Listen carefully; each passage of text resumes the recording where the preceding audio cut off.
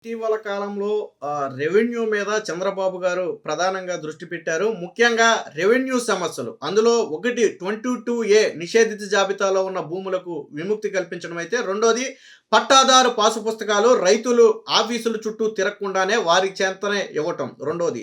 దాని మీద రాజముద్రతో గతంలో ఉన్నటువంటి జగన్మోహన్ రెడ్డి ప్లేస్లో రాజముద్రతో పాసు పుస్తకాలు ఇవ్వటం. మూడోది ఏదైతే ఫ్రీ హోల్డ్ భూములు ఉన్నాయో వాటికి 3 నెలల్లో పరిష్కారం చూపాలని ఇప్పటికే చంద్రబాబు గారు చెప్పడం కూడా జరిగింది. ఇకపోతే అన్నిటికీ మించి సమస్యల పరిష్కారం జరుగుతుందా లేదా అనేది చంద్రబాబు గారికి ఒక దృష్టి పెట్టారు. అందుకని నిన్న జరిగినటువంటి కార్యక్రమంలో ఏదైతే రైతుల పాసు పుస్తకాలు పంపిణీ కార్యక్రమం ఉందో అక్కడ పొలం చూడటానికి వెళ్ళినటువంటి చంద్రబాబు గారు ఏం చేశారంటే అధికారుల్ని నాయకులు అందరినీ దూరం పెట్టేశారు. మీరెవరు నాతో రావద్దని చెప్పాడు ఆయన. వాస్తవానికి షెడ్యూల్ ప్రకారం అయితే ఆయనతో పాటు స్థానిక నాయకులు వెళ్ళాలి, అధికారులు వెళ్ళాలి, జాయింట్ కలెక్టరు వీళ్ళందరూ ఎస్పీ అందరూ వెళ్ళాలి. కానీ వీళ్ళందరూ వస్తే వాస్తవాలు తెలియదు, తనను తప్పుదోవ పట్టిస్తారనుకున్నారో ఏమో తెలియదు. కానీ చంద్రబాబు గారు వాళ్ళందరినీ ఆపేసి ఒక విఆర్ఓ ఒక సర్వేయర్తో పాటు రైతులను తీసుకుని పొలంలోకి వెళ్ళిపోయాడు. మిగతా వాళ్ళందరినీ కూడా దూరంగా ఆపేశారు. సెక్యూరిటీని కూడా ఎవరిని పక్కకి రానివ్వాలి, మీరు అందరూ అక్కడే ఉండండి, నేనే వెళ్ళి చూసి వస్తానని చెప్పి చంద్రబాబు గారు వెళ్ళారు. వెళ్ళి అప్పుడు అడిగారు అనమాట, విఆర్ఓని సర్వేయర్ని గ్రామస్తుల్ని చంద్రబాబు గారు కొన్ని ప్రశ్నలు అడిగారు. సో అంటే వాళ్ళు చెప్తున్నటువంటి ప్రశ్నలన్నీ కరెక్ట్గా ఉన్నాయి. ఎందుకంటే రైతుల సమక్షంలోనే చంద్రబాబు గారు ప్రశ్నిస్తున్నారు కాబట్టి ఖచ్చితంగా సమాధానం చెప్పాలా. అదే సమయంలో రైతులు కూడా అది నిజమో కాదో చంద్రబాబు గారికి చెప్తారు. ఇలా రైతుల సమక్షంలోనే చంద్రబాబు గారు ఆ విఆర్ఓ సర్వేయర్ కేవలం ఇద్దరు మాత్రమే, ఇంకెవరిని తీసుకెళ్ళాల, వాళ్ళిద్దరిని ప్రశ్నించారు. ఎన్ని భూములు తప్పులు జరిగాయి, ఎందుకు తప్పులు జరిగాయి, గతానికి ఇప్పుడు ఉన్నటువంటి తేడా ఏంటి, రైతులకు ఇప్పుడు ఇస్తున్నటువంటి పాసు పుస్తకాల్లో ఏమేమి ఉన్నాయి అని రైతులను కూడా అడిగారు. అయ్యా మీ పాసు పుస్తకంలో మీ భూమి మొత్తం ఉందా, ఏమన్నా తగ్గిందా? ఉంది సార్. ఓకే. అలాగే దాదాపుగా 1,80,000 పాసు పుస్తకాల్లో ల్యాండ్ తప్పు పడింది. అంటే తక్కువ ఉంటే ఎక్కువ పడటం, ఎక్కువ ఉంటే తక్కువ పడటం, మొత్తానికి తప్పులు పడితే ఆ 1,80,000 పాసు పుస్తకాలు ఇప్పుడు ఆల్రెడీ సరి చేస్తున్నారు. 22 లక్షల పాసు పుస్తకాలు పంపిణీ చేయటం టార్గెట్గా పెట్టుకున్నారు. సంవత్సరం పాటు ప్రతి నెల 2వ తారీఖు నుంచి 9వ తారీఖు వరకు పాసు పుస్తకాల పంపిణీ జరుగుతుంది.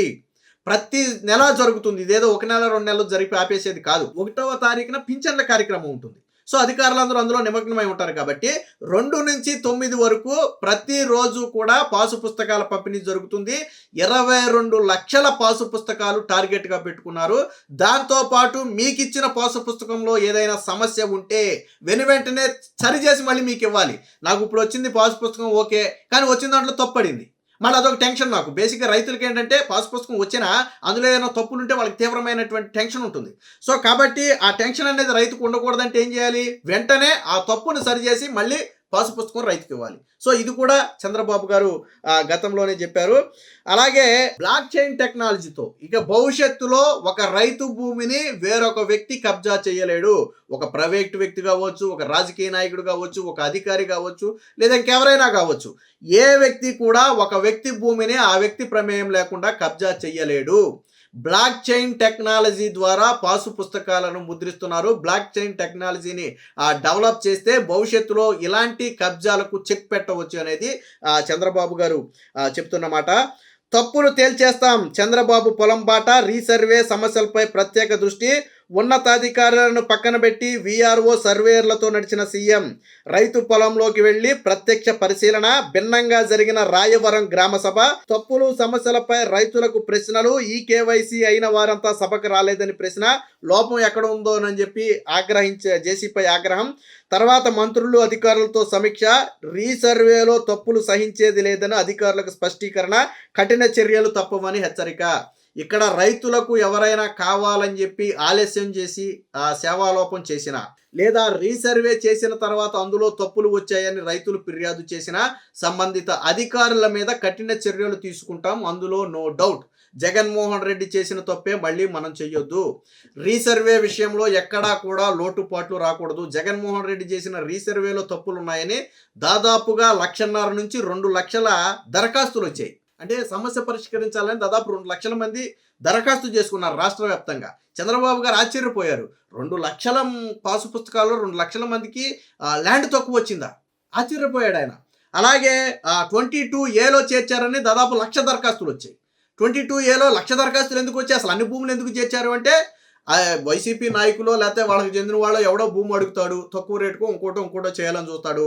మనం అమ్మం అంటాం. అమ్మం అంటే ఏం చేస్తాడంటాడు, 22A పెట్టిచ్చేస్తాడు అధికారాన్ని ఉపయోగించి. ఎందుకంటే అది అధికారిష్టం. దానికి ఇదే రీజన్ అని ఏమీ లేదు. ఆ ప్రభుత్వ భూమి, ఆ సర్వే నెంబర్ అంతా ప్రభుత్వ భూమి అంటాడంతే. మనం కొనలేము, అమ్మలేము. అలాంటి పరిస్థితి. సో ఆ 22A భూములకు కూడా ఇప్పుడు విముక్తి కలిగించడానికి ఆల్రెడీ చంద్రబాబు గారు డెసిషన్ తీసుకున్నారు. రెవెన్యూ శాఖ మంత్రి అనగానే ఆల్రెడీ ఆ ఫైల్ మీద కూడా సైన్ చేశారు. మొత్తం ప్రభుత్వం ఒక 8 నుంచి 10 పత్రాలు ఏదో సూచించింది. ఆ పత్రాల్లో ఏ ఒక్క ఒరిజినల్ పత్రం ఉన్నా, ఏ ఒక్కటి సరైన పత్రమేనని అధికారులు భావించినా వెంటనే 22A నుంచి ఆ భూమిని తప్పించాలి. ఎట్టి పరిస్థితుల్లో 1 ఎకరం ప్రైవేటు భూమి కూడా 22Aలో ఉండరాదు. అది రైతులు, చంద్రబాబు గారు నేను అదే చెప్పింది. భూమి అంటే ఏదో ఆస్తిలాగా చూసేది కాదు. భూమితో రైతుకి ఒక బంధం ఉంటుంది. ఇతర కుటుంబ సభ్యులతో ఎలాంటి బంధం అయితే ఉంటుందో భూమితో కూడా రైతుకు అదే బంధం ఉంటుంది. ఒక సొంత కుటుంబంతో సమానం భూమి అనేది. ఒక రకంగా అది అవసరానికి ఆదుకుంటుంది. ఇంకొక రకంగా అంటే మన స్టేబుల్ని చూపిస్తుంది. ఒక రకంగా మనకు అవసరానికి ఆదుకుంటుంది. ఏ తాకట్టో పెడితే, లేదు ఆపద కాలంలో ఆదుకుంటుంది. అత్యవసర పరిస్థితి వస్తే ఆ భూమిని అమ్ముకుని వాళ్ళు రివైవ్ అవ్వచ్చు. సో ఇలా అంటే భూమితో ఒక విడదీయరాని బంధం ఉంటుంది. రెండోది ఏంటంటే మన భూమి మీద ఎవడ ఫోటో అయితే రైతులు సహించరు. అందుకనే చూడండి చాలా చోట్ల అర సెంటుల దగ్గర కూడా గొడవలు ఎందుకు జరుగుతాయి అంటే అది భూమి మీద వాళ్ళకు ఉన్నటువంటి ఎఫెక్షన్. అది వాళ్ళు ఒక సెంటు కాదు కదా, ఒక జాన భూమిని కూడా వదులుకోవడానికి ఇష్టపడరు. వాళ్ళకు ఉన్నటువంటి ఎఫెక్షన్ తాతలు ముత్తాతల నుంచి కావచ్చు, లేదా రకల కష్టం మీద కొనుక్కున్న భూమి కావచ్చు. దీనికి జగన్మోహన్ రెడ్డి ఫోటో వేశాడు. అది రైతులు సహించలేకపోయారు. చంద్రబాబు గారు చెప్పింది అదే. నిన్న సభలో కూడా అదే చెప్పారు. ఏమని, నేను గతంలోనే చెప్పాను ఏదైతే ల్యాండ్ టైటిలింగ్ యాక్ట్ రద్దు చేస్తామని, నేను 2వ సంతకం దాని మీద పెట్టాను. పాసు పుస్తకాల మీద మీ ఫోటోలు వేసి ఇస్తానని చెప్పాను, అది కూడా చేశాను. తప్పులన్నీ సరి చేస్తానని చెప్పాను, ఆల్రెడీ ఇప్పుడు అదే పని చేస్తున్నాను. కాబట్టి రైతులకు ఇచ్చిన ప్రతి హామీని నేను నెరవేరుస్తున్నానని చెప్పి నిన్న చంద్రబాబు గారు చెప్పారు. సో జగన్ హయాంలో జరిగిన భూ సర్వేల్లో ఘోరమైన తప్పులు జరగటం నిజం. వాటిని నేటికి సరిదిద్దకపోవడం కూడా నిజమే. జగన్ ఫోటోలు తొలగించి రాజముద్రతో ఇస్తున్న కొత్త పాసు పుస్తకాల్లో కూడా తప్పులు దొర్లుతున్నాయి. అయితే ఈ లోటపాట్లపై అధికారులు ప్రభుత్వానికి ఇస్తున్న నివేదికలు, క్షేత్రస్థాయిలో పరిస్థితులపై చంద్రబాబు గారు స్వయంగా ఆయనే నిన్న క్షేత్రస్థాయిలో గ్రౌండ్కి వెళ్ళి పరిశీలించారని చెప్పింది అదే. సో దానికి సంబంధించి వచ్చింది. ఇక ఎవరు మీ భూమిని కబ్జా చేయలేరు. మీ భూమి మీ హక్కు. బ్లాక్ చైన్ టెక్నాలజీతో పాసు పుస్తకాలు. ఏడాదిలోగా ప్రతి నెల 2 నుంచి 9 మధ్య పంపిణీ కార్యక్రమం. కూటమి రాకుండా ఉంటే మీ భూములు గోవిందా అయ్యేవి. ఆ నరకాసురుడిని మళ్ళీ రానివ్వద్దు. సంక్రాంతికి కోడి పందాలు చూద్దాం, కానీ జోదాలు వద్దు. చంద్రబాబు. తూర్పుగోదావరి రాయవరంలో పాసు పుస్తకాల పంపిణీ కార్యక్రమం. సో ఈ అత్యంత ప్రతిష్టాత్మకంగా చేపట్టిన ఈ 22 లక్షల పాసు పుస్తకాల పంపిణీ కార్యక్రమంలో చంద్రబాబు గారు స్పష్టంగా చెప్పింది ఏంటంటే, భవిష్యత్తులో మీ భూములు ఎవరు కబ్జా చేయకుండా బ్లాక్ చైన్ టెక్నాలజీ ద్వారా అత్యంత పగడ్బందీగా మీకు పాసు పుస్తకాలు ఇస్తున్నామని స్పష్టంగా చెప్పారు. రెండోది, ఇప్పుడు జరుగుతున్నటువంటి రీసర్వే 100కు 100% కరెక్ట్గా జరుగుతుంది. మీ భూమిలో ఎక్కడా సెంటు కూడా తేడా రాకూడదు కూడా. ఇదే విషయం అధికారులు కూడా చెప్పారు. మూడోది, మీరు పాసు పుస్తకాల కోసం ఆఫీసుల చుట్టూ తిరగాల్సిన అవసరం లేదు. మీ పాసు పుస్తకాలు మీ దగ్గరికే వస్తాయి. ఇక అన్నిటికీ మించి నిషేధిత జాబితాలో ఉన్న భూములను కూడా దరఖాస్తు చేసుకున్న 3 నెలల్లోగా ఆ నిషేధిత జాబితా నుంచి తొలగించాలి. అందుకు గాను ప్రభుత్వం సూచించిన డాక్యుమెంట్లో ఏదో ఒక డాక్యుమెంట్ ఉంటే సరిపోతుంది. గతంలో ఇది ఉంటే అది బట్టరా, అది ఉంటే ఇది బట్టరా అని చెప్పి రైతుల్ని తిప్పేవాళ్ళు అటు ఇటు ఏళ్ల తరబడి. ఇప్పుడు ఆ పరిస్థితి లేదు.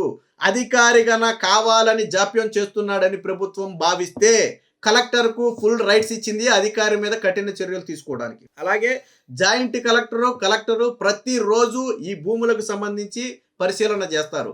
ప్రతి జిల్లాలో కూడా ఒక రెవెన్యూ క్లినిక్ ఏర్పాటు చేశారు. అంటే ప్రత్యేక సెల్ పెట్టారు. మీ రెవెన్యూ సమస్యలు స్వీకరించడానికే ప్రత్యేకంగా ఒక సెల్ పెట్టారు. అలాగే ఆ సమస్య తీవ్రత ఏంటి, ఎన్ని రోజుల్లో పరిష్కరిస్తారనేది మీకు అప్పుడే సమాధానం కూడా చెప్తారు. సో ఇలా ఒక పగడ్బందీ వ్యవస్థనైతే ఆ కూటమి ప్రభుత్వం అయితే ఏర్పాటు చేసింది. మొత్తంగా త్వరలోనే దాదాపు రాబోయే 2-3 నెలల్లోనే ప్రధాన రైతు సమస్యలన్నీ కూడా పూర్తిగా మాఫీ చేస్తామని చెప్పి చంద్రబాబు గారు అయితే హామీ ఇవ్వడం జరిగింది.